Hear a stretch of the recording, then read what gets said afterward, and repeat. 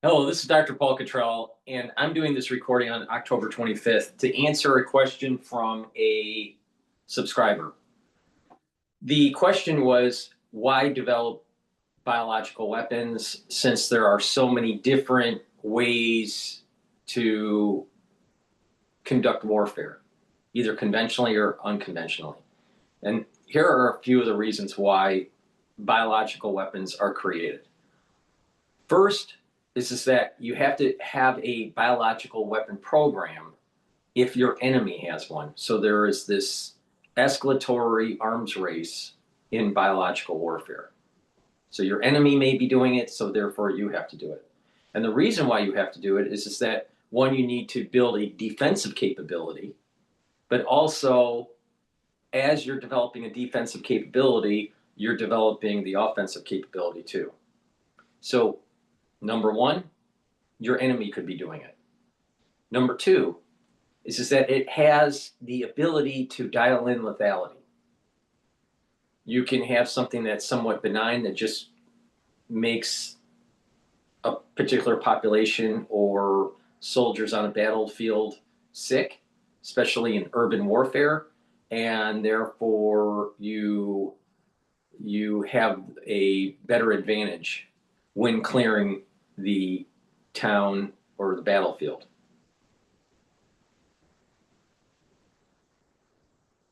So it's a means to weaken the enemy so you have a better advantage. And since you can dial in this lethality, you can dial in as something benign. It just weakens them to a point where it can actually harm them quickly. In addition, they could be harmed quickly, or they could be harmed in a short term, may survive, and then have other pathologies 10 years down the road, what I call the aftershock.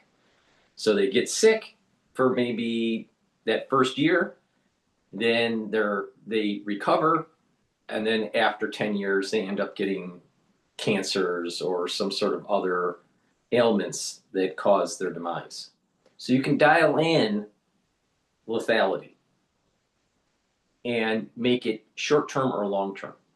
In addition, there is the means of affecting the genome and the germline. And therefore, if you want to be more nefarious as a combatant, you'd be able to harm your enemy for future generations without having conventional warfare, because there's this aftershock that can take place in the effect of the genomes and the effect of the germline. So it's different than just conventional war. In conventional war, you go to the battlefield, you have munitions, and you kill people on the battlefield, right? And the war is done, and then it's over. You go to unconventional means like chemical or let's say even nuclear. There are these longer term side effects. Chemical warfare could cause death right away on the battlefield, but also ones that survive it, they have ailments because of their exposure to the chemicals, maybe respiratory or some sort of skin problems or cancers later down the road. Radiological. People will die from a nuclear blast, but individuals could have radiation that could last for generations. So there are different aspects to different weapons and the pluses and minuses in terms of the immediate kill ratio and their potential long-term side effects. But to dial it in, there's more of a dialing in with biologics than, let's say, chemical. And there's more of a dialing in of the lethality relative to nuclear. Now, what is dangerous is with chemical and biological warfare is that the barriers of entry are low compared to nuclear. So the chances of a miscalculation of usage increases exponentially with biologics or with chemical warfare. Now, let's go again with the barriers of entry. Part of the reason to do biologics is that you do have the specificity in the design of it, and it's low cost. It's low cost to actually do compared to other unconventional means like nuclear. Nuclear, it's very high cost of barrier of entry. While chemical and biological, it's lower. It's much lower cost for entry into developing these programs. There are pluses and minuses to that. The lower cost allows for more development of different types of pathogens and their lethalities.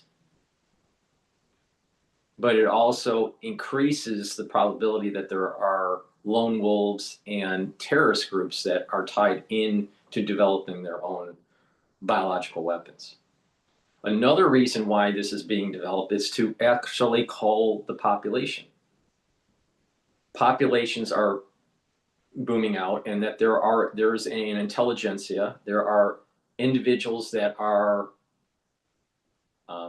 power brokers that have control of societies, that if the society gets too out of control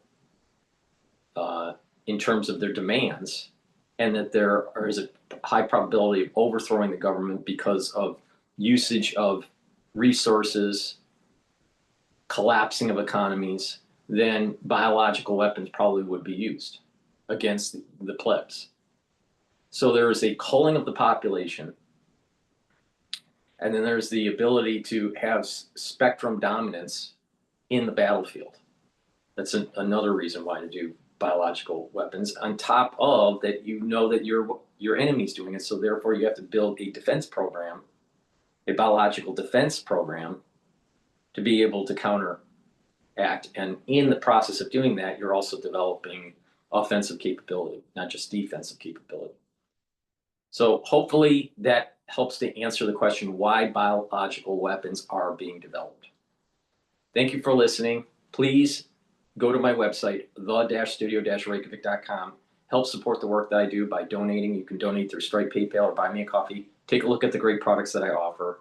In addition, please follow me on YouTube, Brighteon, Bitchute, and Rumble. All the links are in the description of this video and all my videos. You can also be a paid member to my Patreon and Substack. I have a TikTok channel. If you like to join, please do. Thank you for listening, and have a nice day.